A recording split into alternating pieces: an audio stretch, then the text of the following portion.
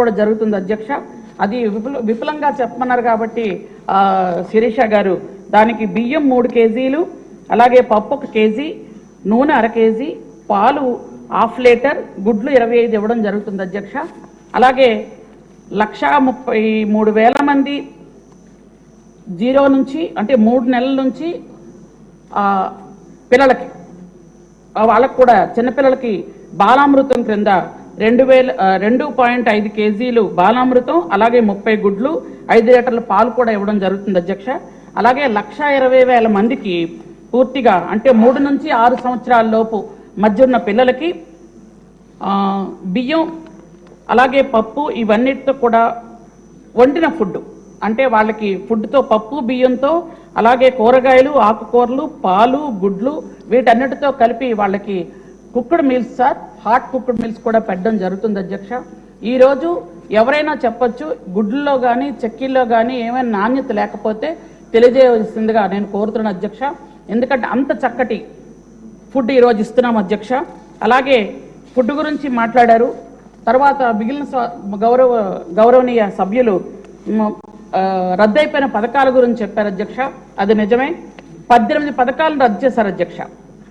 18 పథకాలు రద్దు చేసినప్పుడు ముఖ్యంగా ఫస్ట్ ఏంటంటే ఐటీడీఏని 1983-84లో ఆనాడు గౌరవ నారా నందమూరి తారక రామారావు గారు ఆ రోజు ఐటీడీఎల్ని పెట్టి గిరిజనుల కోసం ఐటీడీఎల్ను బలోపేతం చేస్తే ఆ రోజు చంద్రబాబు నాయుడు గారు తర్వాత వచ్చిన తర్వాత ఐటీడీఎల్లో ఐఏఎస్ ఆఫీసర్స్ని వేసి గిరిజనుల సేవ కోసం పూర్తిగా ఐటీడీఎల్ ఉంచితే మొన్న 1924లో పూర్తిగా నిర్వీర్యం అయిపోయాయి అధ్యక్ష. ఒక్క ఐటీడీ ఆఫీస్ కూడా ఓపెన్ అయిన పాపాను పోలేదు, ఒక గిరిజనకు కూడా సేవ చేసిన పాపాను పోలేదు అధ్యక్ష. ఆ విధంగా జరిగినప్పుడు ఎన్టీఆర్ విద్యోన్నతి పథకం రద్దు చేశారు అధ్యక్ష. అంబేద్కర్ ఓవర్సీస్ విద్య పథకం రద్దయిపోయింది అధ్యక్ష. అలాగే నైపుణ్య శిక్షణ తరగతులు రద్దయిపోయాయి అధ్యక్ష. గిరిపుత్రిక కళ్యాణ పథకం అది పూర్తిగా రద్దు చేశారు అధ్యక్ష.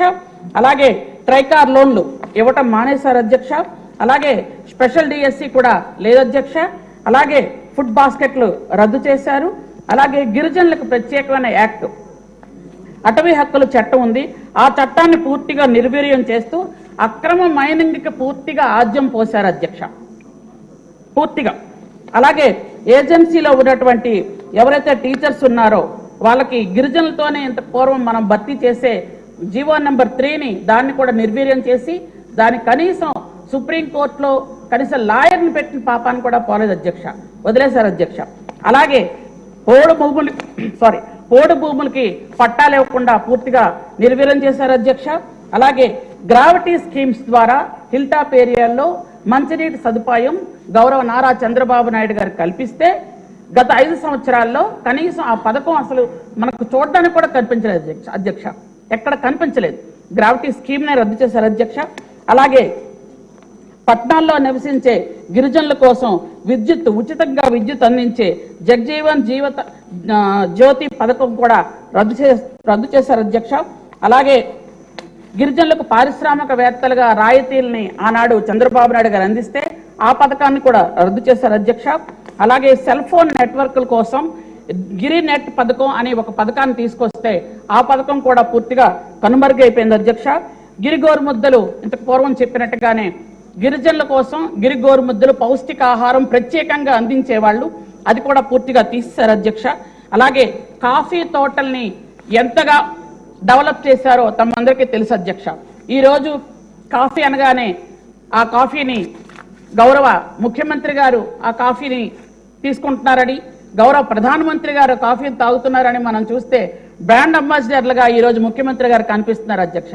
అలాంటి కాఫీని పూర్తిగా నిర్వీర్యం చేసి గంజాయి పండించడానికి ఆ భూములన్నింటినీ ఉపయోగించిన దౌర్భాగ్య పరిస్థితి మనకు గత కాలం వచ్చింది అధ్యక్ష.